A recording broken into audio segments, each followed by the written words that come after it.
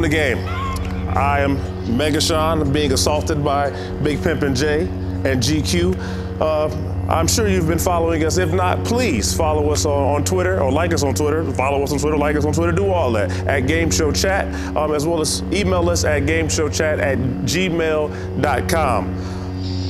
If you haven't already noticed, today we're going to be discussing Star Wars, but we're going to be discussing what we expect from J.J. Abrams, or what J.J. Abrams should be doing, for this new Star Wars film. So, fellas, game on. I expect a really bad story, way too much green screen, blue-green sets, way more CG than I've ever seen in my entire life, and a complete and utter letdown. That's exactly what I expect. I'm trying to get up and happy about it because you know what? The possibility is there to tell a really neat story and to have some fun and liberty with things. I'm not one of these nuts that just say you have to stay in the confines of something this large. Right. But, I don't have high expectations. I mean, what made the Star Wars films, the original trilogy, so great was you had a decent story, not great, let's be honest, but you had, hard-working men with real models, making something that you'd never seen before, something actually tangible. And I think with, the advent of just so much CG telling, people who aren't even going to be there, the whole Jar Jar Binks fiasco and crap like that, I really think what's going to happen is it's going to be just a complete and utter letdown. Well, to your point, there was a YouTube video online by a guy named Sincerely Truman.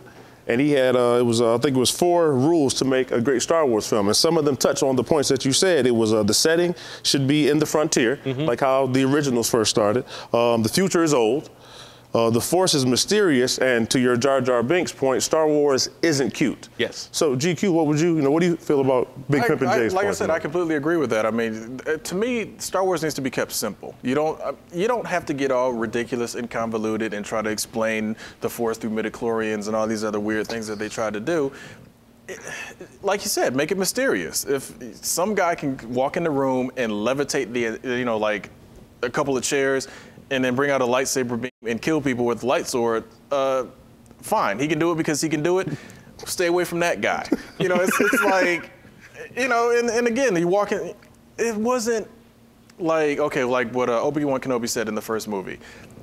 Mos Eisley is a den of scum and villainy. To me, it's like scum and villainy means, you know what? Just like your parents tell you to stay out of that place, you stay out of that place. You don't go there. You go in there, you might get cut. You might get blasted. Han shoots first. Right. So, I mean, it's like, there's just so many things with Star Wars that could go wrong. And here's the thing. I like J.J. Abrams. I like Mission Impossible 3. I thought it was a good shot in the arm and brought high energy to that franchise. And it made it interesting. His movies are just, unfortunately, they are plagued with lens flares. So 9 times out of 10, you might not see the actors in the scene. I like lens flares. They have their place. But I mean, like, and don't get me wrong, I like the Star Trek, reboots or whatever you want to call them. They were okay until they retold The Wrath of Khan backwards. But I mean, and I get that, you're in space. Technology is a fun thing to use. Using lens flares and different composite work. I get it. I'm a 3D guy. I completely understand. I put lens flares in all my work, but I don't distract somebody from them. I mean, special effects, I don't go to a movie to see special effects. I go to a movie to tell the story. Bruce Lee put it simply. Look, it's an action movie. The action comes first, then you fill in the dialogue. Same thing with the sci-fi movie. I'm here for a story and for the idea of things. All the other visual stuff should play secondary. And that's kind of the part that gets me. And I think the reason Star Wars gets thrown into that whole thing is because the special effects were so revolutionary when they did the original trilogy. Exactly. Lucas was doing things that had never been done before. But look what Datakuji says. He hates lens flares. No, I do too. So, I mean, it just gets so overbearing, when you're putting so much on the CG to tell the story versus the actual story. Well, and here's what I expect from it. And I don't know, it depends. And again, the expectations can change because none of us know what the script is. We don't know if they're going right after Jedi or if they're going even a little bit further off when Luke and all of them are much older, because obviously the actors are much older. Correct. But I would like to see Boba Fett get in it because we all know Boba Fett didn't die. This is true. I would like to even do a flashback sequence, never been done really in Star Wars, but do a flashback sequence of how he escaped the Sarlacc, show the ridiculous, messed up conditions he went through and how he almost died. And, just something, I want something to get it kind of gritty because, yes, it's going to be a Disney Star Wars film, unfortunately. But I still want to kind of go back to what made Star Wars Star Wars. It was just gritty, it was different, and it was fun. I couldn't think of Robert Rodriguez to do these Star Wars films. I mean, can you imagine like a Star Wars meets like Machete Grit? I mean, like a Grindhouse Star Wars. Oh, go ahead. What do you guys feel about the casting? They've mentioned who was it? The Cumberbatch, that guy, and then as well as Harrison Ford. So do you think? How do you guys feel about that? Harrison Ford gets a pass because he was in the original. So I don't mind bringing General Solo into it, you know. But here's the thing: Harrison Ford's in his late 60s, maybe about to get. Harrison Ford is 120 years old. Well, yeah, he's probably, just like Joe Louis from Coming to America. However, I mean, it's like, since he's older, and it's obvious that he's older, bring his kids into it, but bring them in as like maybe late teens, already learning some Force training from Uncle Luke. Yeah, he needs like a 5-minute cameo. As far as Cumberbatch, he's a good actor. Yeah. I mean, I can't say anything, aside from that, I don't want to talk about Star Trek. Cumberbatch is a great actor. And again, I personally would prefer they'd actually bring in a bunch of no-name actors and just give them a good script. I don't care how big of an actor is. I mean, unless it's something like an Ocean's 11 deal where you really can't go wrong with this kind of ensemble. I think when you start worrying about so-and-so's in the movie and so-and-so's in the movie and so-and-so's in the movie, well, that's great, but what's the story about? Exactly. And when you bring in too many egos and big names, it's... Now, do you think that he's bitten off a little too much? I mean, obviously, who's going to say no to Disney and that, Brinks truck full of money, but... When somebody offers you a free drink, you don't say no.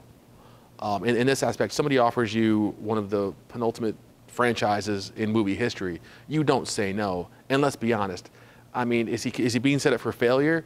It's a trap! You're big shoes. I mean, here's the thing. You're going to get half the audience who are just going to be angry that they shouldn't touch it. You're going to get another half of the audience that's going to be, oh, this is great, now Disney. And another half, yes, 3 halves, that are just going to sit here and say, well, I think this is just a horrible thing, but it's a whole new telling, and you shouldn't. It's like Mama trying to be nice and giving everybody a medal for showing up. I really don't know what's going to happen. Well, now, if they go like you were saying about Han Solo's kids, like if they go that route, I mean, besides to a true Star Wars fan, like would that, like are there any graphic novels that might tie them in, or what would be the importance? I mean, there's probably 40 novels out there they could pull from, like the Timothy Zahn stuff and all the other fun stuff. But it's like, people are going to go see this movie. I mean, it's Star Wars. Yeah, exactly. Kids are going to go, sit here and ask and say, Mommy, I want to see this, because let's face it, Star Wars stuff is fun. It's going to be like a 9-hour first movie. It's going to border on the fact that I don't know how you took The Hobbit and made it a 3.5-hour movie and made it over 3 movies, but it's going to be a long series type deal. But I mean, people are going to see this. Whether it's going to be good is kind of irrelevant at this point. But I mean, people are going to see this movie.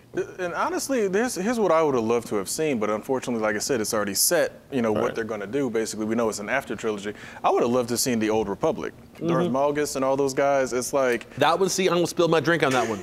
That if they were to sit here and really do a 1,000-year in the past prequel and really have some fun with it, that would be awesome. Yeah, because I'd go see that, because For me, obviously, you can see I'm dressed a little bit more evil than this gentleman and this gentleman. Oh, the man in black. Because, I mean, Luke wore all black, and all of a sudden he's a good guy. So actually, I'm dressed a little bit more Sith-like. Did you know they were actually going to like end Return of the Jedi by having like Luke put on Vader's helmet and become like the evil guy of the universe? That was actually one of the ways up until like right before they filmed it, what they were going to do.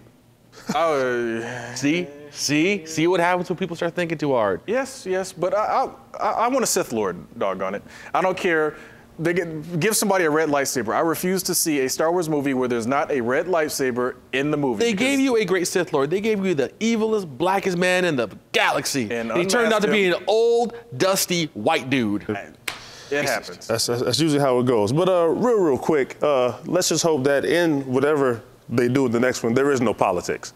Because I don't want to hear about Chancellor Palpatine and all that stuff. But you guys at home, let us know what you think J.J. Abrams is going to do or what you think he should do. Email us, gameshowchat@gmail.com. Subscribe to the YouTube channel. Follow us on Twitter. You got my man GQ. You got Big Pimpin' J with his 3 halves. We got 2 lightsabers. We got 1 big mug, small mug, and a martini glass. I'm Mega Sean. Game over.